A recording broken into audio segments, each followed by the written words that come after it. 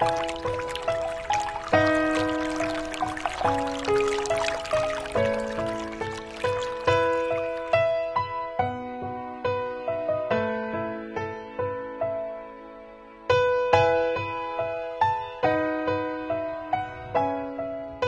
Agricultural Incentives Program is an initiative of Sand County Foundation beginning in 2003 to address the growing problem of excess nutrients, that is nitrogen and phosphorus, in surface waters of the upper Midwest.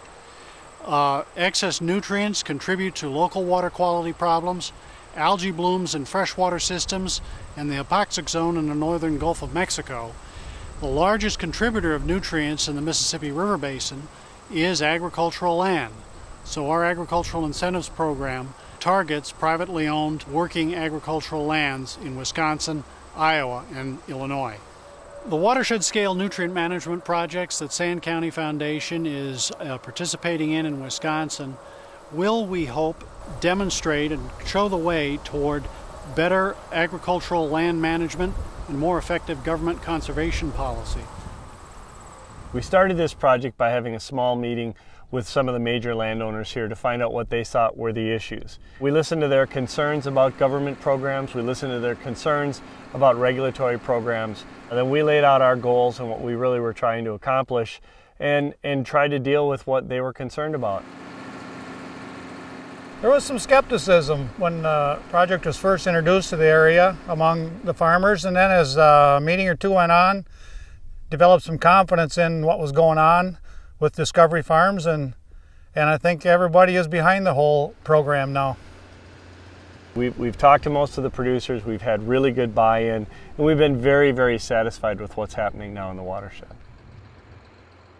We collect samples from the basin that we're standing in.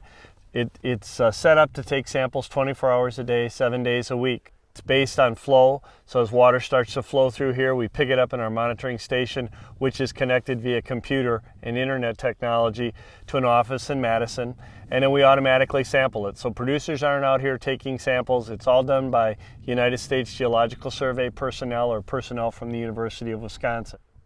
We match then water quality information along with farming practice information, along with an inventory of the entire watershed of what's happening on the non-ag land.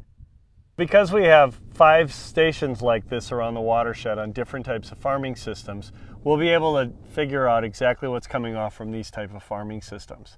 That gives us the what's coming off the fields piece. Then we have a monitoring station just up the road here in the stream, and one right before the lake occurs down at what we call Pleasant Valley Road.